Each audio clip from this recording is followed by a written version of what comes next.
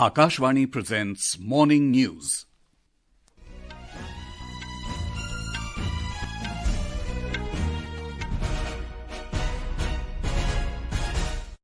Good morning, I'm Sanjay Mattu. The headlines. Campaigning intensifies for second phase of assembly elections in Jharkhand and single phase polling in Maharashtra. Prime Minister and Senior BJP leader NarendraModi to address 3 rallies in Maharashtra today. Centre issues new guidelines to regulate misleading advertisements by coaching institutes. 43rd India International Trade Fair to begin today at Bharat Mandapam in New Delhi. Polling underway in Sri Lanka to elect a new parliament. US President-elect Donald Trump names Tulsi Gabbard to his cabinet as Director of National Intelligence. And in cricket, India beat South Africa by 11 runs in 3rd T20 International to take 2-1 lead in 4-match series. In Jharkhand, after completion of the first phase of assembly elections, campaigning has intensified for the second phase of polling, which will be held on the 20th of this month. Leaders of both the NDA and the India bloc are scheduled to address a series of meetings in their respective areas. Senior BJP leader and Home Minister Amit Shah will campaign in the state today. More from our correspondent. Union Home Minister Amit Shah will address 3 election meetings at Giridih, Gandhi and Bokaro, while UP Chief Minister Yogi Adityanath is scheduled to hold election rallies at Dhanbad, Bokaro and Bermo. Senior JMM leader and Chief Minister Hemant Soren will address election meetings at Sarat, Dumka and Bokaro. Leaders of RJD, Ajsu and left parties will also address poll rallies in different parts of the state. The second phase of polling will be on 20th of this month, while counting will take place on 23rd of November. With KK Lal, Sanjeev Sharma, Akashvani News, Ranchi. Over 66% polling was recorded in the first phase of assembly elections in Jharkhand yesterday. As per the Election Commission, the highest, over 76% voting, was recorded from Kharsama. 43 constituencies spread across 15 districts went to the polls in this phase. The poll body said the voting percentage is likely to increase further. In our series of constituency profiles, today we take a look at Gandhi Assembly seat in Giridih district of Jharkhand. Gandhi will go to the polls in the second phase of assembly elections on the 20th of this month. More from our correspondent. Gandhi is a general seat from which Kalpana Soren Murmu is contesting as JMM candidate. Mrs. Murmu is the wife of Chief Minister Hemant Soren and also the sitting MLA from this seat. She won the last election by a margin of over 27,000 votes. BJP has given ticket to Munia Devi and she is contesting election for the first time. Jharkhand Mukti Morcha has won the Gandhi seat 6 times. Although 15 candidates including 6 independents are in fray, but the main contest is between Kalpana Soren Murmu or JMM and Munia Devi of BJP. Migration, unemployment and education are key issues in this constituency. Now it is to be seen whether Kalpana Soren Murmu retains this prestigious seat or Munia Devi opens her account. With KK Lal's report from Ranchi, this is Akhila, Akashvani News, Delhi. Campaigning has intensified for assembly elections in Maharashtra. Prime Minister and Senior BJP leader Narendra Modi will address 3 rallies in the state today. More from our correspondent.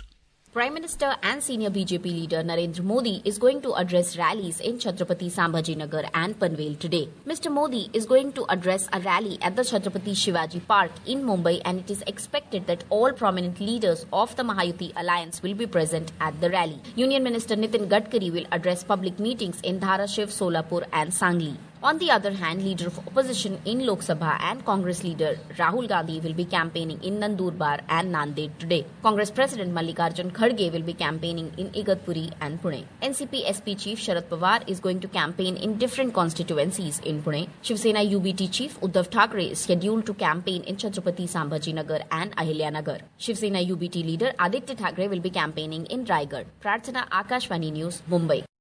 Prime Minister Narendra Modi will visit Jammu in Bihar tomorrow to commemorate the Janjatiya Gaurav Divas. It marks the commencement of the 150th birth anniversary year celebrations of Dharti Aba Bhagwan Birsa Munda. Mr. Modi will unveil a commemorative coin and postal stamp in honour of Bhagwan Birsa Munda tomorrow morning. He'll also inaugurate and lay the foundation stone for multiple development projects worth over 6,640 crore rupees, aimed at uplifting tribal communities and improving infrastructure in rural and remote areas of the region. The Central Consumer Protection Authority, or CCPA, has issued guidelines that all coaching institutes must disclose relevant information regarding their students and courses to prevent parents and candidates from being misled. Consumer Affairs Secretary Nidhi Khare issued a set of guidelines in New Delhi against the misleading advertisements used by various coaching institutes. More from our correspondent. The guidelines require coaching institutes to prominently display any disclaimer and clarification regarding its functioning, while consent is required for using photograph and testimonial from minor candidates only after the selection. As per the guidelines, the institutes must also accurately declare their services, facilities and infrastructure. The guidelines have established clear definitions of the terms coaching, coaching center and endorser. The secretary further warned against advertising false and unverified claims, guarantees and success rate. The CCPA has so far issued notice to 45 UPSC coaching institutes and claimed over 56 lakh rupees in penalties for misleading advertisements. Repeated violations may incur higher penalties or even suspension. The coaching institutes must also have a proactive consumer grievance redressal mechanism. So far, over 1 crore rupees have been refunded by the institutes after intervention from the National Consumer Helpline between September last year and August this year. The secretary highlighted that these guidelines will bring transparency and truthfulness to inform the consumer better. Adarsh Kumar for Akashvani News, New Delhi. This is Akashvani giving you the news. For quick news updates round the clock, follow us on our X handle @AIR News Alerts. And for details of these stories and more, log on to our website newsonair.gov.in and download the News on AIR app. The 43rd India International Trade Fair will begin today at Bharat Mandapam in New Delhi. Commerce and Industry Minister Piyush Goyal will inaugurate the 14-day event. The theme of this year's fair is Viksit Bharat at 2047. The focus state this year is Jharkhand, while Bihar and Uttar Pradesh are the partner states. More from our correspondent.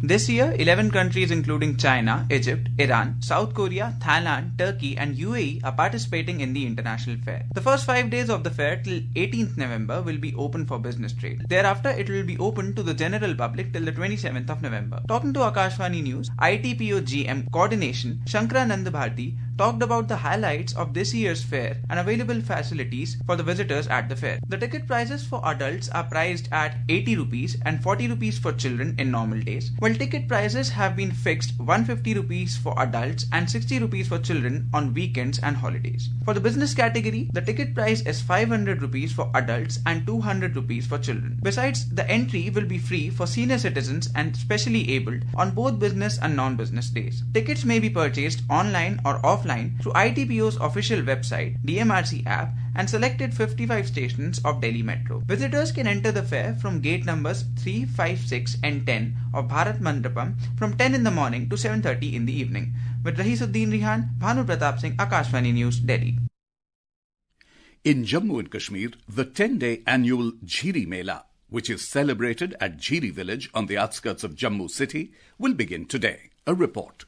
The Mela is associated with the supreme sacrifice of 16th century Dogra hero and revolutionary and honest farmer Baba Jittu, who was a Brahmin and a great devotee of Mata Vaishno Devi. He fought against injustice and laid down his life after he was cheated by the landlord of the area and sacrificed his life for justice and righteousness. Pilgrims come to Jiri village to pay tribute to Baba Jittu. This fair promotes unity, honesty, truthfulness, courage and innocence in the society and signifies rich culture of the region.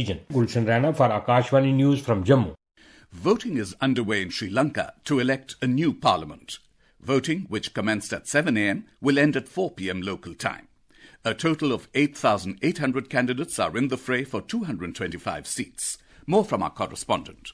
The parliamentary election has a huge bearing on the future course of Sri Lanka's new government, as President Anurakumara Dissanayake aims to secure a parliamentary majority. A victory in this election for the president would give a fillip towards executing the populist measures he promised during the campaign. The ruling party is facing challenge from opposition parties including the Samagi Jana Balavegaya led by Sajid Premadasa and the New Democratic Front aligned with former President Ranil Wickremesinghe. Economic concerns intensified by food and fuel price hikes and austerity tied to and IMF bailout have been major themes of discussion during the campaign. Voting would conclude at 4 p.m. local time, after which counting of votes will commence at 4:15 p.m. Ahmed Moin Farooqi, Akashvani News, Colombo.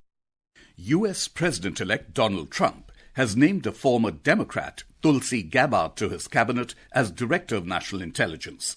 A four-term congresswoman and 2020 presidential candidate, Colonel Gabbard is a veteran with 3 deployments to war zones in West Asia and Africa.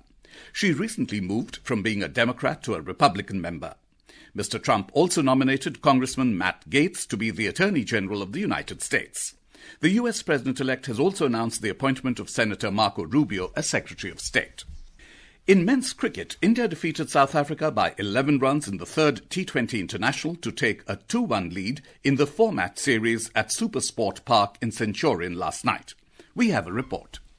With Tilak Verma's powerful turn and Abhishek Sharma's quick-fire 50, the Indian men's cricket team defeated South Africa last night in Centurion. With this victory, the young men in blue have made a significant lead over the hosts. Now the fourth and final match of the series will be played at the Wanderers Stadium in Johannesburg tomorrow, which will be the series decider. While in women's cricket, the BCCI has announced the schedule for India's upcoming home series against West Indies and Ireland. Women in blue will play a 3-match T20I series at the D.Y. Patil Stadium in Navi Mumbai against West Indies from 15th of next month, followed by 3 ODIs in Baroda, Gujarat. They will then take on Ireland for a 3-match ODI series at Rajkot in January. Both the series are part of the ICC Women's Championship. Moving on to badminton, India's 2-time Olympic medalist PV Sindhu will be in action against Michelle Lee of Canada in the round of 16 of Japan Masters 2024 at Kumamoto. Both the shuttlers have faced each other 14 times, with Sindhu winning 10 encounters. Earlier, India's Lakshya Sen had to bow out after a hard-fought loss to Malaysia's Leong Jun Hao. In hockey women's Asian Champions Trophy 2024, India will take on Thailand in their third match at Rajgir this evening. In other matches, South Korea will lock horns with Malaysia, while Japan will take on China in afternoon. Next update is from tennis, where the Indian-Australian pair of Rohan Bopanna and Matthew Ebden lost their second match of the Bob Bryan Group against El Salvador's Marcelo Arevalo and Croatia's Met Pavic on the hard courts of the Pala Alpitour yesterday. The loss has put their hopes of reaching to the semi-finals in jeopardy. Bopanna and Ebden can now only make it to the top 4 if they convincingly win against the German pair of Kevin Kreutz and Tim Peos tomorrow. Also, Simone Bolelli and Andre Vavasori need to win both of their remaining matches. Chirag Jha, Akashvani News, Delhi.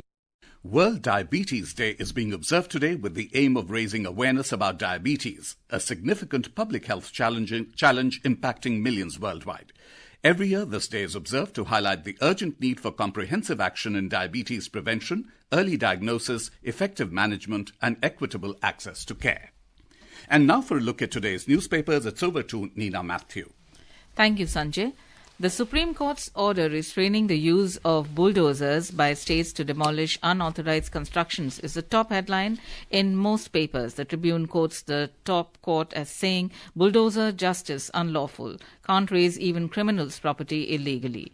Taking note of developments on the India-China border, the Statesman report, India-China begin weekly patrols in Ladakh. Eye further troop reductions.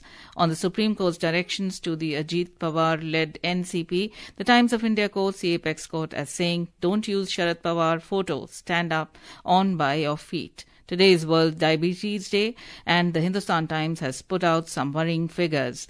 And finally, on papers, take note of the announcement of the Booker Prize for the first novel set on the International Space Station. The Asian Age reports UK author Samantha Harvey wins Booker Prize. And with that, it's back to you, Sanjay. Thank you, Nina. And now, before we end the bulletin, the headlines once again. Campaigning intensifies for the second phase of assembly elections in Jharkhand and single-phase polling in Maharashtra. Prime Minister and Senior BJP leader NarendraModi to address 3 rallies in Maharashtra today. Centre issues new guidelines to regulate misleading advertisements by coaching institutes. 43rd India International Trade Fair to begin today at Bharat Mandapam in New Delhi. Polling underway in Sri Lanka to elect a new parliament. US President-elect Donald Trump names Tulsi Gabbard to his cabinet as Director of National Intelligence. And in cricket, India beats South Africa by 11 runs in third T20 International to take 2-1 lead in 4-match series. And with that, we end the morning news. Have a nice day.